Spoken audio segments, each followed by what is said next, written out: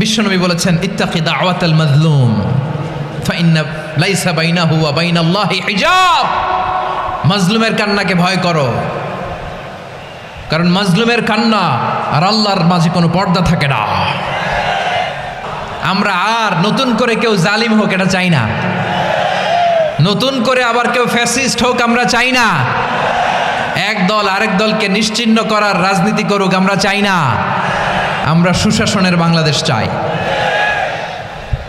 আমরা মানবিক বাংলাদেশ চাই, আমরা একটা সমৃদ্ধ বাংলাদেশ চাই, আমরা বিশ্বের বুকে সম্মান নিয়ে মাথা উঁচু করে দাঁড়াতে চাই, ঠিক কিনা বলেন? আল্লাহ বললেন, এটা যদি তোমরা চাও, একটা সমৃদ্ধ সমাজ যদি বিনির্মাণ করতে চাও, মানবিক সমাজ যদি বিনির্মাণ করতে চাও, আমি তোমাদেরকে সেজন্য প্রথমে আদালতের নির্দেশ দিলাম। ইন্নাল্লাহা ইয়া'মুরু বিল আদল, নিশ্চয় আল্লাহ তাআলা তোমাদেরকে ন্যায় বিচার সুশাসন এটার আদেশ দেন। সুবহানাল্লাহ।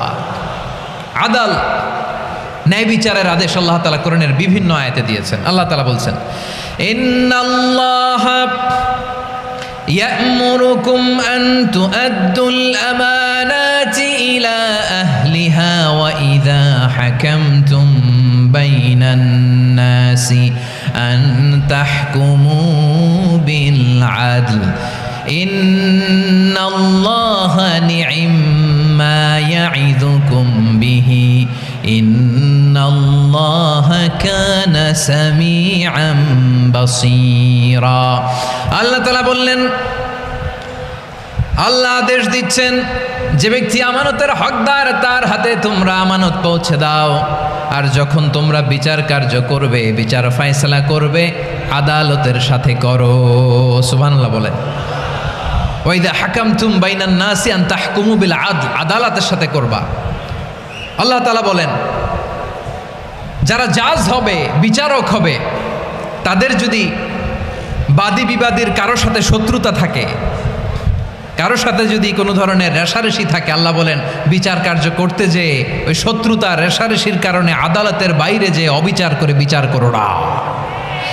ওয়ালা ইয়াজরিমান্নাকুম শানাআনু কওমিন আলা আল্লা তা'দিলু ই'দিলু হুয়া আকরাবু লিত্তাকওয়া ওয়াত্তাকুল্লাহা ইন্নাল্লাহা খাবীরুম বিমা তা'মালুন।